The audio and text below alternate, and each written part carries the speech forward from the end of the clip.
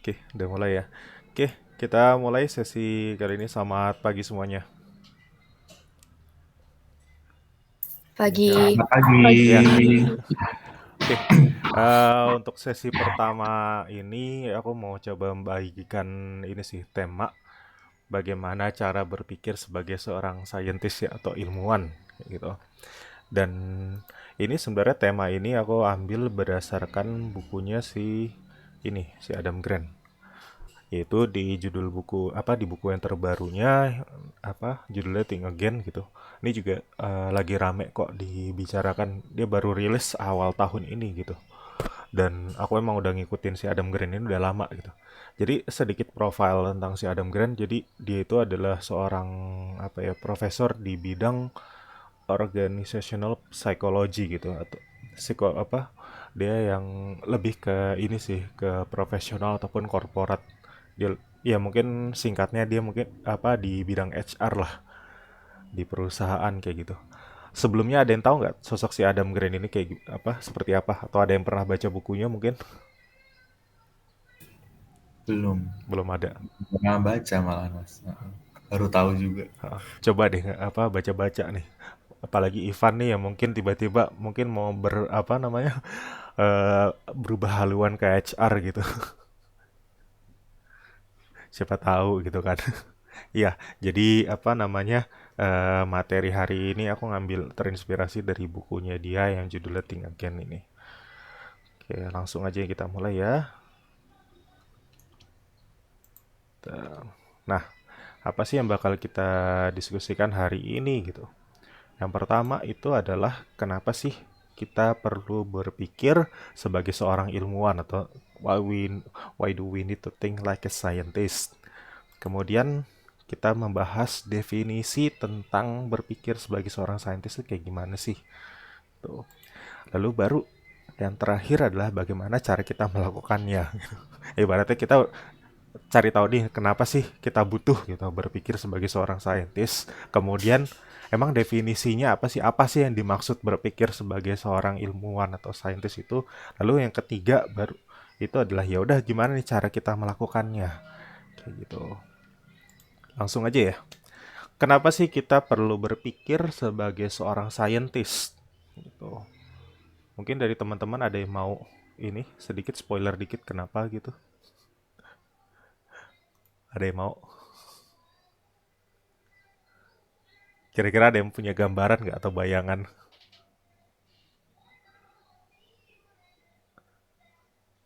Halo? Mungkin supaya ini Mas, supaya apa? Bisa menyelesaikan suatu masalah gitu. Mm-mm. Selesaikan masalah. Kok dari Firsti?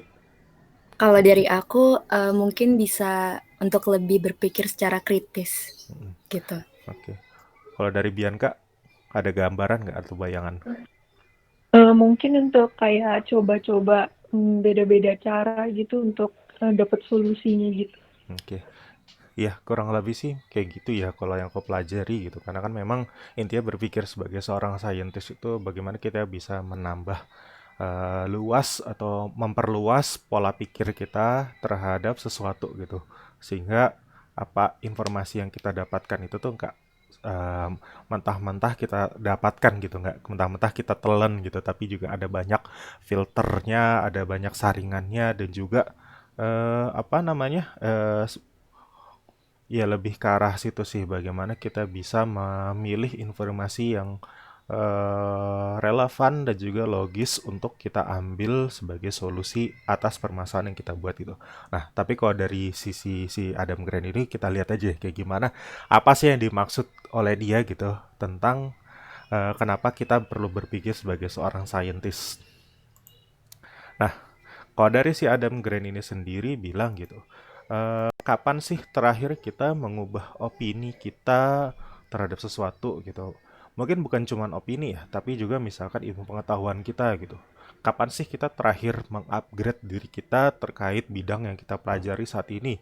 Misalkan di digital marketing, kapan terakhir Dimas belajar kembali ikutin course tentang digital marketing? Istilahnya upgrade tentang ilmu yang sekarang kita punya gitu. Terus kalau misalkan apa namanya selama ini kita kuliknya kerjanya tuh di Instagram gitu. Kapan kita coba kulik channel lain gitu? Kapan kita coba misalkan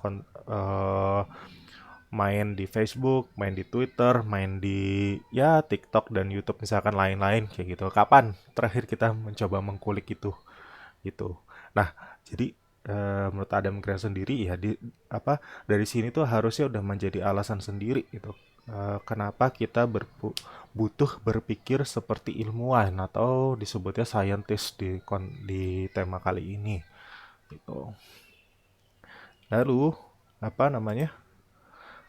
Di buku ini juga bilang ketika kita mendapatkan data atau info terbaru gitu, insight terbaru terkait bidang yang kita sedang geluti selama ini, kemudian ditambah dengan bagaimana kita bisa berpikir ulang terhadap apa namanya ilmu kita ini gitu atau menelaah ulang lagi nih apa yang kita yakini selama ini gitu kan. Kita berpikir ulang lah, kita belajar ulang gitu kan. Nah, menurut si Adam Grant ini ketika dua hal ini digabungkan, maka ini akan menghasilkan sebuah pemahaman atau kalau di istilahnya itu mastery in specific field of knowledge gitu. Jadi ketika teman-teman pengen apa ya lebih paham lah atau lebih menguasai suatu apa ya bidang ilmu pengetahuan ataupun memahami masalah dari beberapa sudut pandang tertentu kayak gitu kan. Yang dibutuhkan itu adalah bagaimana kita bisa mengumpulkan data-data yang tersebut, data-data yang terkait dengan permasalahan atau bidang yang kita pelajari sama bagaimana cara kita untuk bisa berpikir ulang atau belajar ulang terkait apa yang kita sudah pelajari saat ini.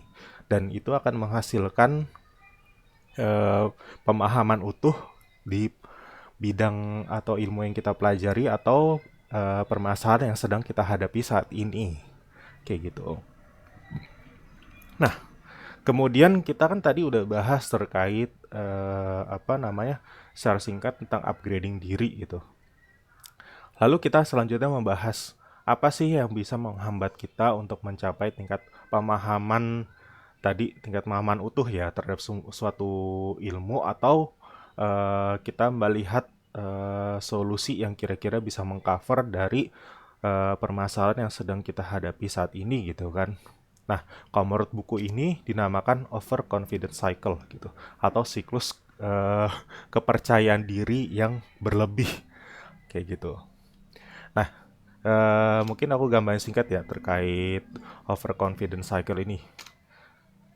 Nah, di sini anggaplah ini isi kepala kita gitu dengan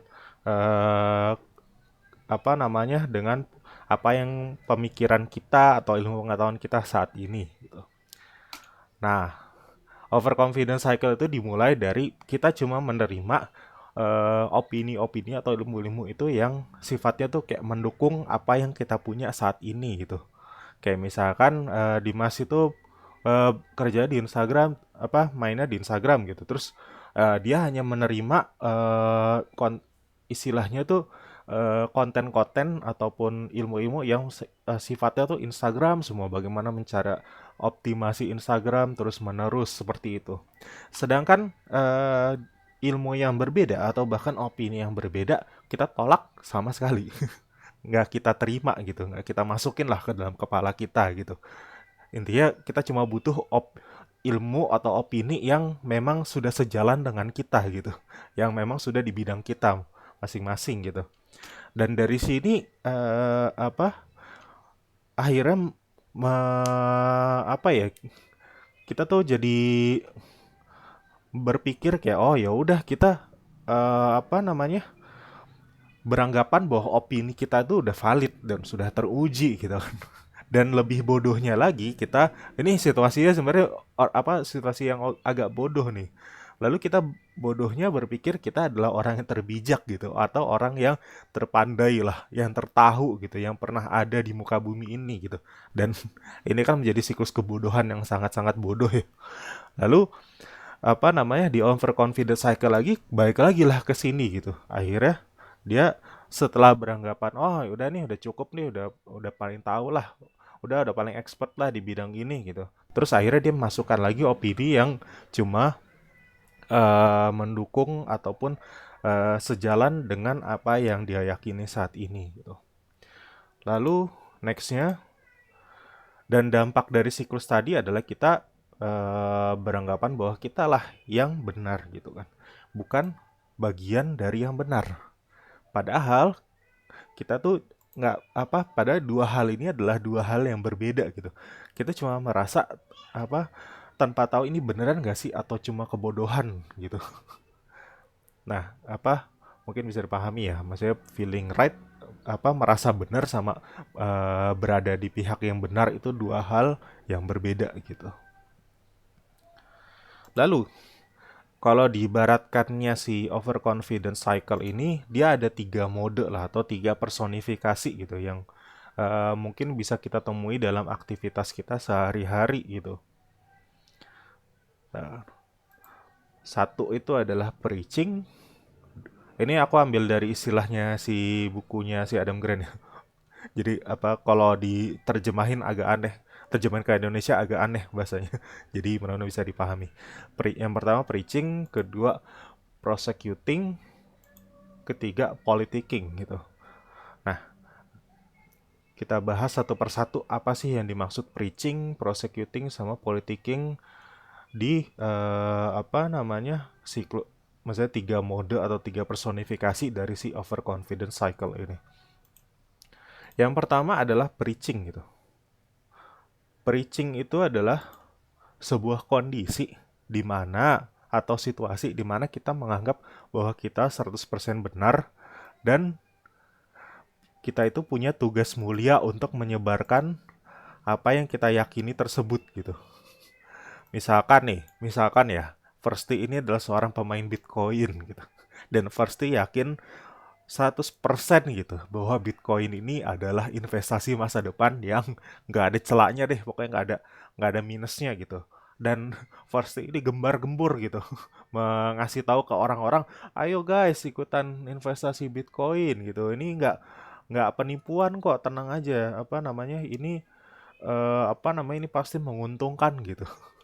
Ini yang mode pertama atau personifikasi pertama ya. Terus yang kedua adalah prosecuting. Prosecuting adalah kita menganggap bahwa kita adalah 100% menganggap diri kita yang paling benar gitu. Dan kita menganggap orang lain itu salah gitu, dan kita punya tugas mulia nih untuk benerin anggapan orang lain tersebut, dan bahkan cenderung menyerang gitu, ofensif gitu.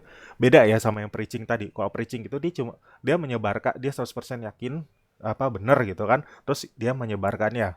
Sedangkan di mode prosecuting ini kita menganggap kita 100% benar, tapi dan menganggap orang lain salah, dan kita punya tugas mulia gitu untuk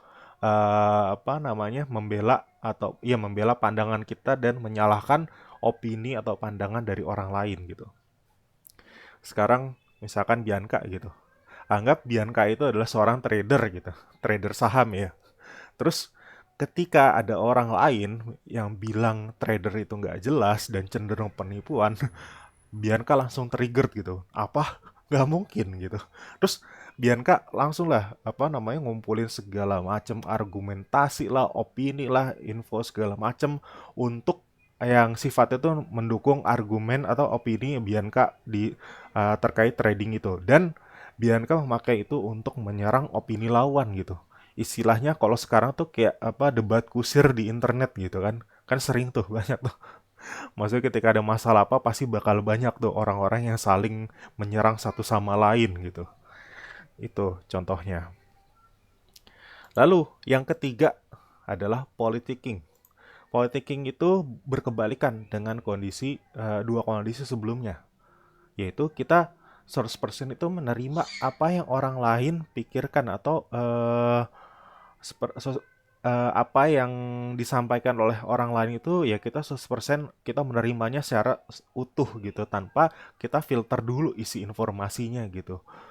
Dan ini tujuannya adalah supaya kita tuh bisa diakui lah atau bisa deket lah sama orang tersebut gitu, yang kita yang kita admire, kita kagumi kayak gitu. Nah, kalau contohnya ini Ivan nih. Kalau misalkan Ivan lagi PDKT ke cewek gitu kan. Lalu Ivan cenderung iya-iya aja gitu ke cewek tersebut gitu kayak, wah nih cewek ini misalkan jago gitar gitu, jago musik, wah musiknya dia paling keren deh segala macem gitu. Kayak gitu. Nah pokoknya dunia si cewek itu paling keren gitu. Ya harapannya apalagi supaya bisa deket sama cewek itu gitu. Itu ini contoh sederhananya ya Van. Nggak tahu kalau beneran terjadi nih. Mohon maaf ya. Ini ada kalau di kalau di film kisah ini berdasarkan fiksi ya, bukan terinspirasi dari orang lain gitu. Bukan terinspirasi dari cerita nyata. Maaf ya Van. Gak apa-apa kan? Ya udah. Bukan masukan.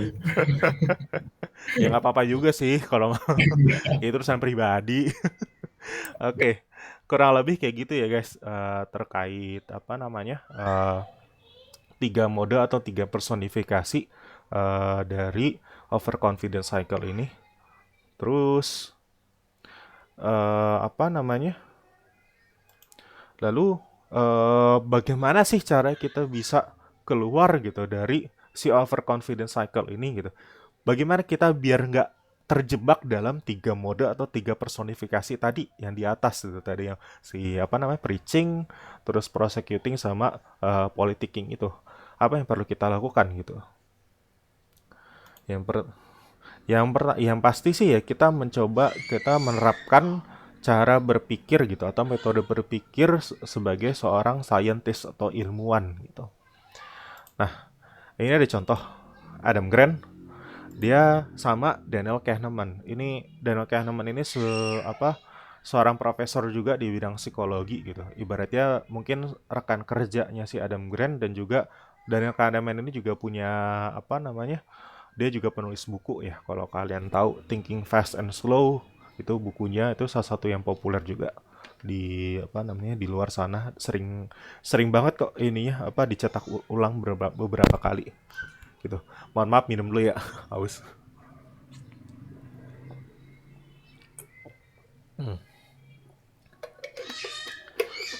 Oke, sorry, minum dulu.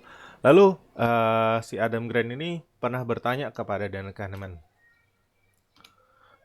bagaimana misalkan Anda nih, si Daniel itu menemukan sebuah ada kesalahan lah atau ada cacat dalam penelitian atau riset yang sedang ataupun pernah dilakukan oleh Anda, Daniel gitu.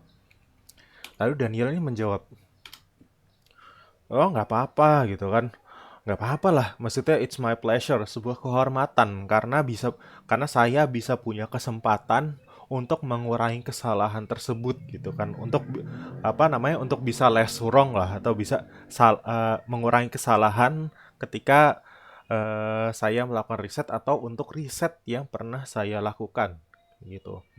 Ini gambaran kurang lebih thinking like a scientist gitu. Jadi ketika ada kesalahan gitu kan dalam cara berpikir kita ataupun hasil riset yang pernah kita lakukan atau pekerjaan kita, ya nggak apa-apa gitu kan, karena ya kita punya kesempatan untuk memperbaiki kesalahan yang pernah kita buat gitu atau sedang kita buat saat ini. Kayak gitu. Ini gambaran secara singkat terkait bagaimana berpikir sebagai seorang saintis atau ilmuwan. Kayak gitu. Nah, untuk definisi ini ya, kalau aku rangkum dari bukunya itu sendiri ya, bagaimana kita bisa mengakui bahwa kita itu thinking like a scientist itu adalah kita mengakui bahwa kita butuh untuk mempelajari ulang dan juga berpikir ulang gitu, berpikir kembali terhadap apa saja yang kita pahami dan yakini sekarang ini gitu, supaya kita bisa satu langkah lebih maju untuk untuk mendapatkan informasi yang lebih akurat, lebih valid, dan juga lebih logis kayak gitu. Lalu kalau gambarannya kayak gimana sih? Misalkan nih, di kepala kita ini ada isinya tuh adalah opini dan juga apa yang kita yakini saat ini gitu.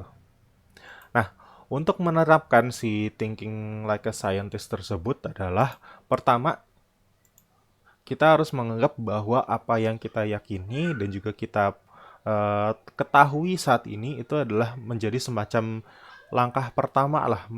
Dan mungkin kalau di istilahnya tuh di dunia kalau kalian bikin skripsi gitu kan, ini menjadi landasan teori kita atau hipotesis gitu. Hipotesis yang saat ini masih kita berlakukan apa yang kita punya nih, apa yang kita ketahui saat ini itu sebagai hipotesis, belum final gitu, belum di akhir kayak gitu. Lalu setelah ini menjadi pondasi kita gitu atau langkah pertama kita, yang kita lakukan adalah ya kita mencari data terbaru atau insight terbaru tentang ilmu pengetahuan yang yang kita punya gitu saat ini. Kalau misalkan Dimas itu lebih ke sekarang ini diisi kepalanya adalah bagaimana mengoptimasikan di sosial media gitu. Kemudian aku mencari tahu lagi terkait konten-konten baik itu di sosial media ataupun di luar sana gitu terkait digital marketing secara luas gitu. Pokoknya mencari data terbaru gitu kan dan juga finding insight terbaru lah terkait bidang yang kita pelajari saat ini atau yang relevan kayak gitu. Nah, dari berbagai input ataupun dari insight tersebut kita gabungkan sehingga itu menjadi pola pikir atau pengetahuan kita tuh di-upgrade kembali gitu. Dan ini yang kita taruh lagi di kepala kita gitu. Di isi kepala kita. Lalu apa yang selanjutnya dilakukan? Kembali lagi ke langkah pertama gitu. Jadi pokoknya tuh kurang lebih muter di sinilah. Dari kita menganggap kita punya hipotesis dulu nih. Hipotesis itu ya tadi yang kita yakini dan juga kita ketahui saat ini, kemudian kita mencari baru lagi informasinya dan juga insight lagi yang lain. Dari insight yang lain itu kita gabungkan untuk menjadi sebuah opini ataupun ilmu pengetahuan yang baru di dalam otak kita, dalam kepala kita, lalu kembali lagi ke langkah pertama. Seperti itu. Nah, kalau kita bandingin sama yang tadi ya, personifikasi dari overconfidence cycle ini, maksudnya langkah-langkah tadi yang kita perbuat gitu. Kalau di preacher's mode ini disebut sebagai moral fragility atau kecacatan moral lah. Istilahnya mungkin kalau di di preacher's mode kita bakal dibilang kalau kita menerapkan cara berpikir seperti ini kita bakal dibilang sesat lah. Kita bakal dibilang wah ini nggak taat lah sama aturan segala macem. Nah itu kalau di preacher's mode tuh kayak gitu. Dampak yang maksudnya orang-orang bilang kurang lebih seperti itu. Sedangkan kalau di cara kita berpikir sebagai seorang saintis ya ini sebagai proses etika kita untuk berproses secara intelektual kayak gitu. Lalu kalau di prosecutor's mode gitu, dan ini biasanya di deket dengan istilah tuh kayak di pengadilan atau di sisi hukum ya. Kayak ini dibilang kita bakal pengakuan gitu, pengakuan kalau kita itu kalah. Sedangkan kalau di mode scientist itu adalah satu langkah sendiri untuk kita mendapatkan informasi yang lebih faktual, lebih terbaru dan juga lebih update kayak gitu. Sedangkan kalau di politician mode adalah ke tadi gitu. Kita misalkan Ivan tiba-tiba berani bilang gitu misalnya ke cewek yang lagi deketin, kayaknya nggak menarik deh, biasa aja gitu kan. Biasa aja apa yang lo lakuin kayak nggak ada menarik-menariknya gitu. Nah nanti bakal dibilang, ih kasar banget sih nggak sopan gitu. Itu kalau di politician mode ya. Sedangkan kalau di scientist mode ya kita berpindah haluan lah untuk mencari alasan-alasan yang lebih masuk akal gitu, lebih logis dan juga data lebih punyai bukti dari data-data yang kita dapatkan gitu. Kayak misalkan tiba-tiba si Ivan cewek lagi deketin nih hedon lah segala macem padahal kayak duitnya biasa-biasa aja, maksudnya keluarga juga bukan keluarga berada, terus mikir aneh banget, maksudnya aduh hedon banget nih cewek gitu, enggak deh, terus kita bilang gitu lo hedon banget, enggak deh nggak mau deh caw deh gua nggak jadi deh deketin lu gitu. Terus cewek bilang ini kasar banget sih, kok ini banget nggak sopan gitu. Nah kalau di politician mode itu sih dipikir itu kasar dan nggak sopan gitu. Sedangkan kalau di scientist mode ya kita cuma memindahkan haluan kita, cara berpikir kita tuh kita pindahin lah haluannya gitu kan. Nah lalu Nah, di sini ada case study nih, apa namanya? Case study di mana ada ratusan pengusaha gitu kan yang hadir di Milan, Italia. Mereka itu pada mau mengikuti sebuah pelatihan lah atau workshop buat entrepreneur gitu kan. Nah, lalu mereka itu dibagi ke dalam dua grup yang berbeda gitu. Lalu mereka itu diajarkan materi dan juga silabus yang sama, tentang ini sih apa tentang bisnis strategi, kemudian riset pasar, kemudian buat MVP atau minimum viable product gitu. Ada yang tahu tentang MVP atau minimum viable product ini apa definisinya? Pernah dengar sih Mas Pernah dengar? istilahnya. Hmm. Ya kalau Belum minimum tahu, Kak. Kalau MVP itu ini sih apa pengertian secara singkatnya itu adalah produk kita dengan fitur-fitur yang minimum gitu. Misalkan satu atau dua fitur gitu. Yang cuma memiliki satu atau dua fitur tertentu gitu. Kayak misalkan apa ya?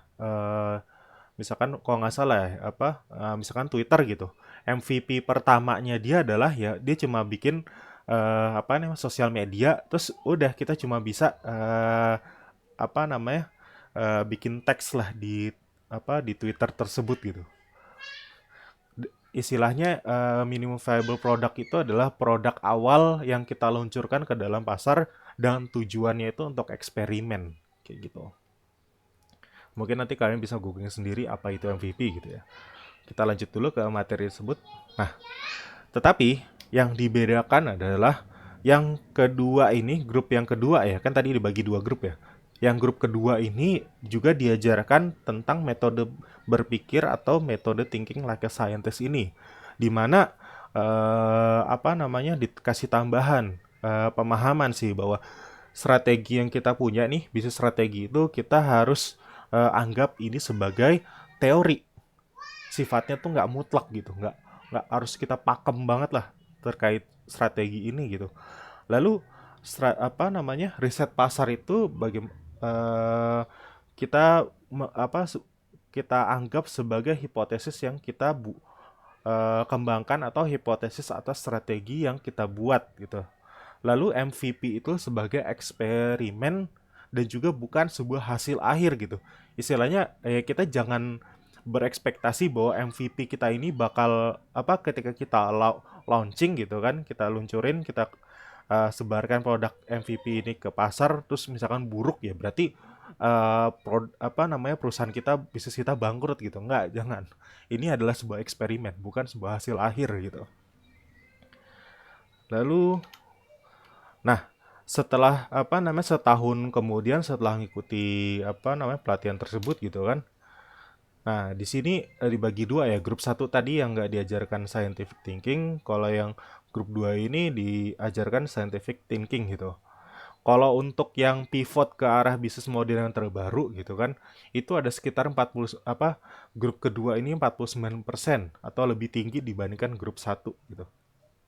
Sedangkan ketika berbicara tentang pendapatan setahun ini, yang rata-rata pendapatan setahun itu lebih tinggi gitu dibandingkan grup satu gitu. Jadi ini kalau menurut si buku Adam Grant ini dibilang katanya ketika pengusaha diajarkan cara berpikir thinking like a scientist ini, mereka bakal lebih banyak pertama itu pivot ke arah bisnis model terbaru.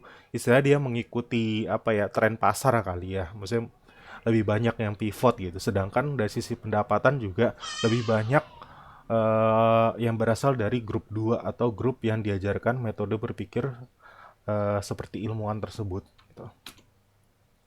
Nah, pertanyaan selanjutnya bagaimana sih cara kita mengimplementasikan gitu kan metode berpikir seperti seorang ilmuwan itu?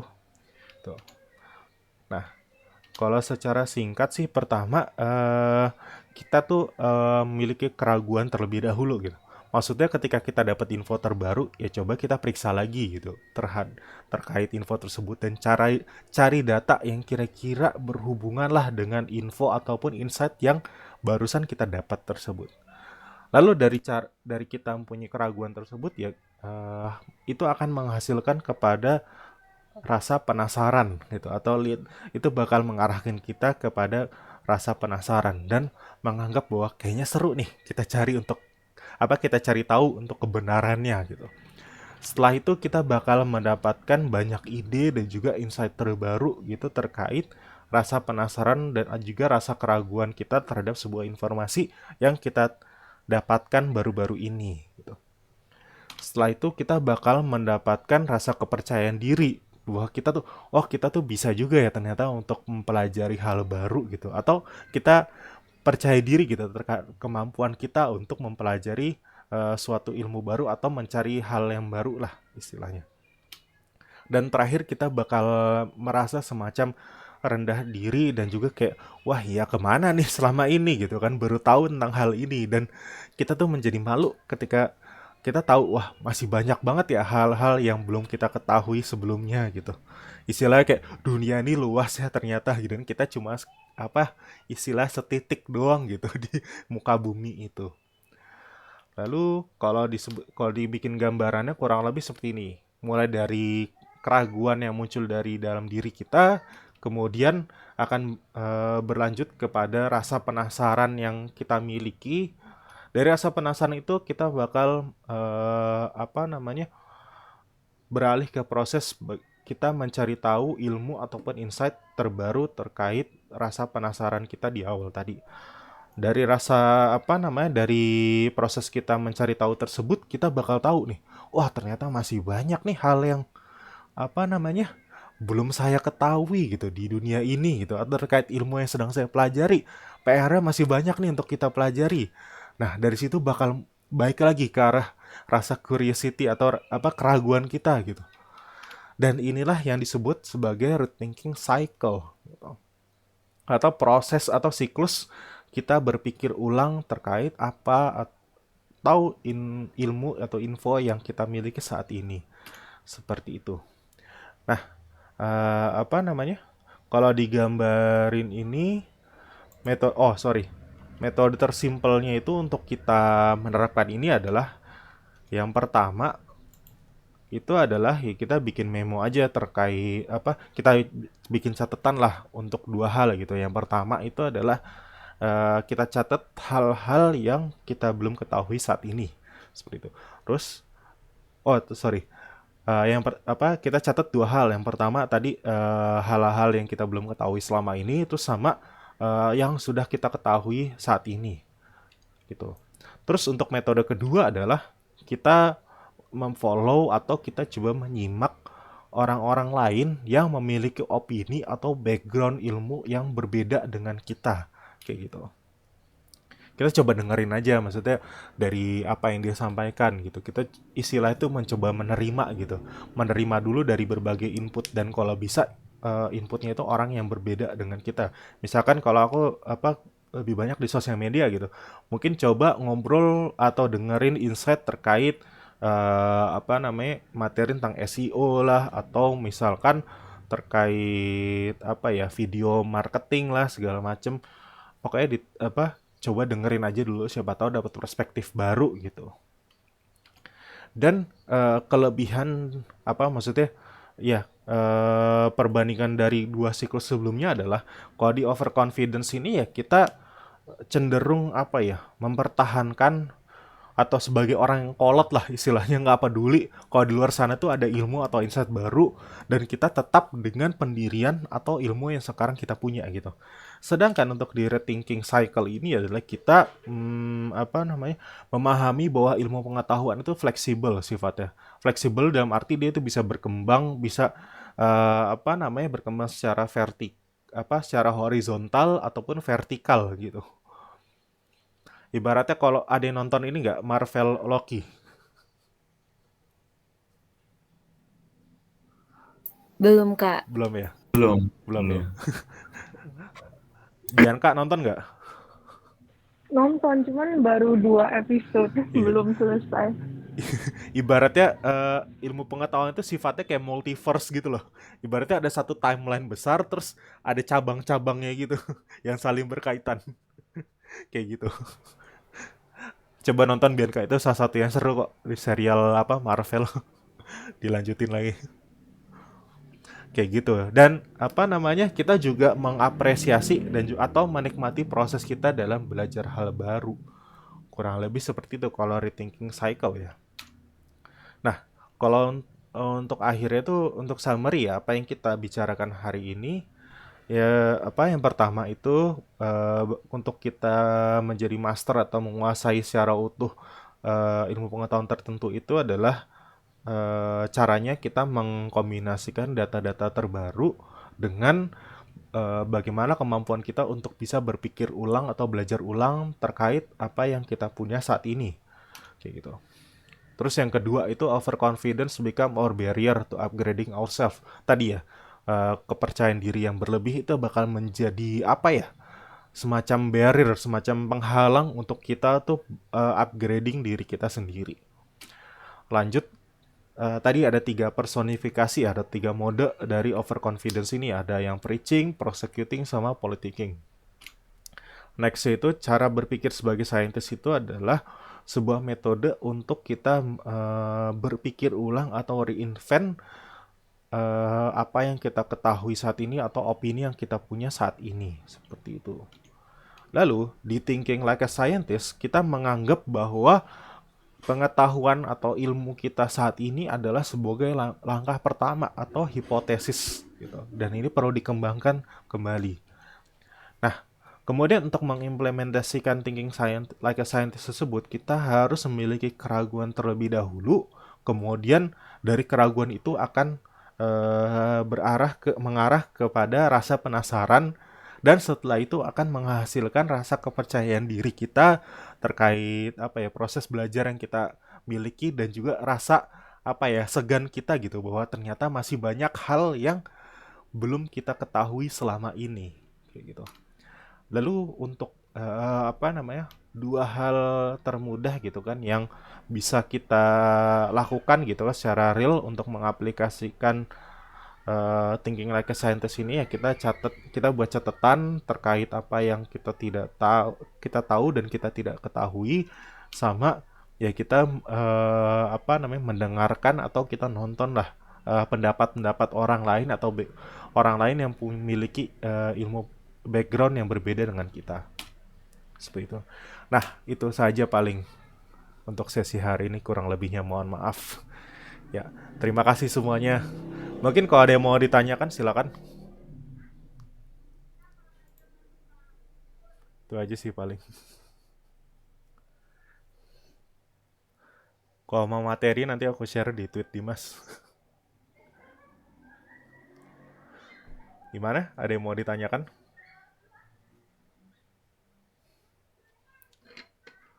Panjang juga sesinya.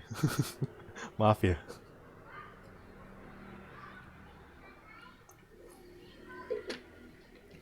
Firsti, Bianca, Ivan,